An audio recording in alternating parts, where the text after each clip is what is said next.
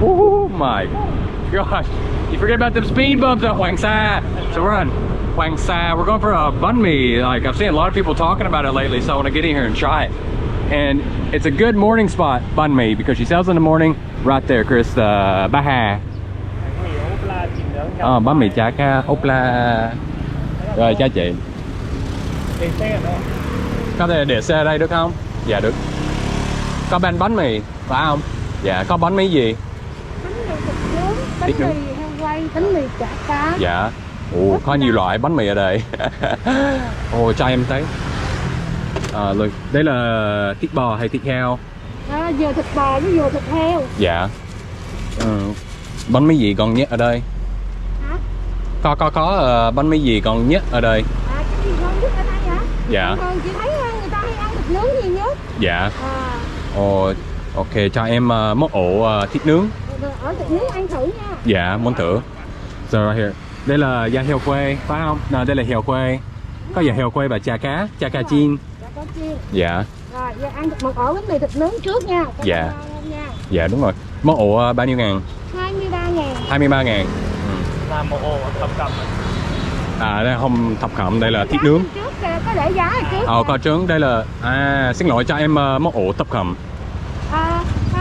Vậy là chả cá với lại heo quay là 25.000. Cái chả cá với thịt nướng là 25.000. Ok. Cho em thịt nướng và heo quay. Không, thịt nướng với chả cá. Dạ đúng rồi. Dạ đúng rồi. Đúng rồi, ăn cay được. Trời ơi, món ổ kho mỡ hành. Có ăn mỡ hành được không? Được. Rất là béo, rất là thơm. Đậu chua. Làm đậu chua ở nhà phải không? Chưa đúng không? Dạ. Rau ram, dưa leo. Đây là chả cá. Chả cá có cá gì? Có cá tắc lát hay? Tắc lát. Tắc lát. I want to go look at this over here. Dạ. Cát nữa, đúng rồi. Đây là nước mắm tỏi hay nước mắm gì? Nước mắm ngọt. Dạ, ngọt. Nước mắm kẹo á. Dạ. Chỉ là người Sài Gòn phải không? Đúng rồi. Có bán ở đấy, bán từ mấy giờ đến mấy giờ? Từ 6 giờ. Ăn đi, ăn Dạ. Ngon quá vậy. Nghe ngon quá. Xin lỗi, bán từ mấy giờ đến mấy giờ? 6 giờ sáng. 6 giờ sáng ra đến 2 giờ rưỡi chiều. 2 giờ rưỡi chiều, nhưng có headband rồi trước phải không? Hả? Có headband trước 12 giờ. Là sao? Cô bán, ý là bán hết trước 12 giờ không thường xuyên. Đúng rồi. Thứ bảy chủ nhật thì bán hết sớm hơn chút. Dạ. Thì thứ bảy chủ nhật không có học sinh. Dạ. Hiểu rồi. Thì nó kiểu bán nhanh, bán chạy. Yeah, that's what I thought. She sells out soon. So here it is, her little thịt nướng. Oh, I'm in the fan. Lấy em một ổ thịt nướng. Thịt nướng ốc la. Món ổ ngon không? Có ngon không? Ngon lắm. Okay, I haven't even taken my helmet off yet. You need help? Yeah. Okay, we're gonna make this a very nice outing. Okay, much better. Oh, this looks good. Look at that cross section. What do you think? Dude, that cross section. I love the vegetables. So it's like that nice combination of like color plus like just grilledness. Yes. What sauce does she get in here? Well, we got she actually put some ham. So she got the fried scallions. No, she put some chili. I didn't see if she put the nook mom or not. I was not paying attention. I don't know. We'll try. I think she put some in. Oh man, it's like smoky everywhere. All right, let's try it out. Together? Yes. Double bite. Should we get a cheers? Cheers. Oh, you squeeze yours. Yeah, You're a because squeezing sort of man. yeah, man, let's try to make it like where it fits. Are you a pizza fold kind of guy or a pizza directly eat kind of guy? Or are you that weird person who uses a fork? I like the fold. Man, the thịt nướng is good. Oh. Got chả cá in there too. Yeah, I got like kind of like a top cam. Ooh, thịt nướng is good. It's really like caramelized. Yeah, it's like really sweet and caramelized. It's really delicious. Whoa. That's a good thịt nướng. Oh, really good. Oh my gosh. It makes me not even gonna say it. I hope not. No way, man. Get out of here. Okay. Got it. I like right here. Oh man, the caramelization on that is beautiful. It's so good. Her đậu chua, nice and sour, got a nice crunch to it. The chả cá. You can almost taste the chả cá because there's so much flavor coming from the actual thịt nướng.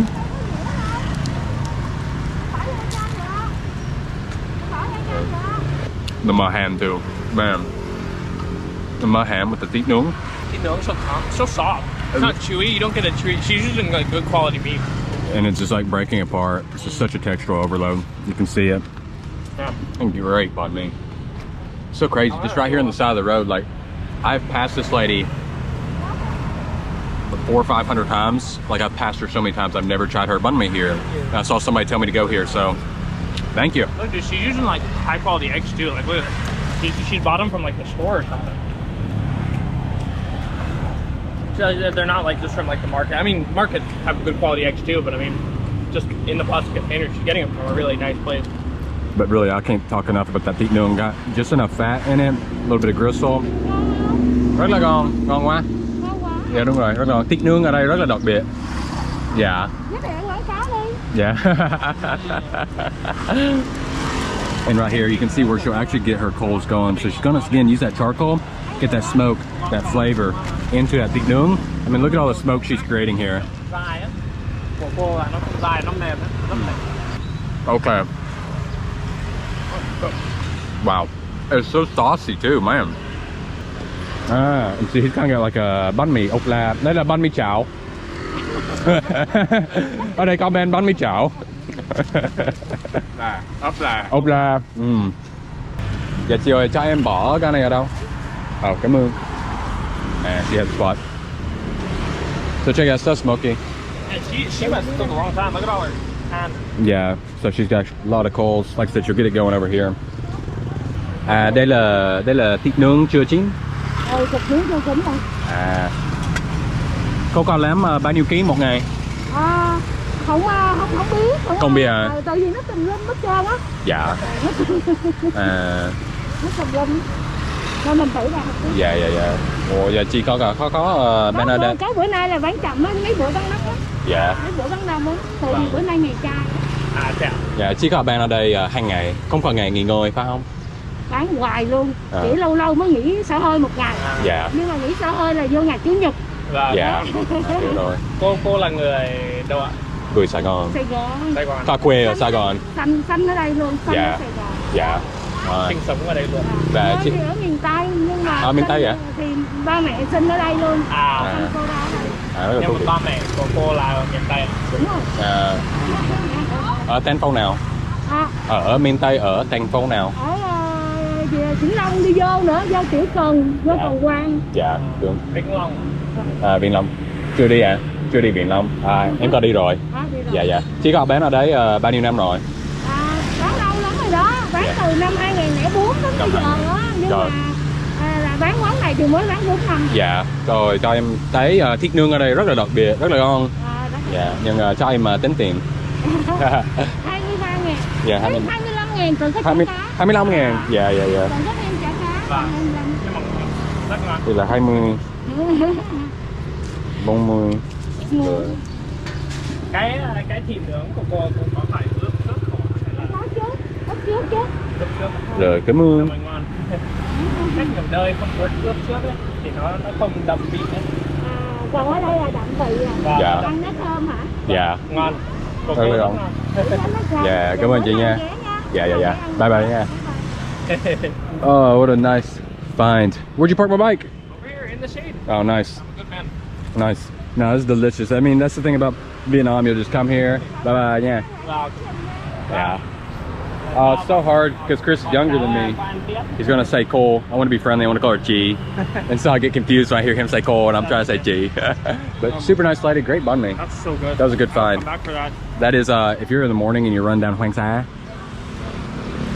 gotta eat there. I'm not gonna lie, like I love like eating in alleys because it's quiet and stuff. But sometimes I like just like being on the road, like if I'm doing something, just grabbing something, and she's like right on the road. So Yeah. it's like so convenient and so good. Check her out.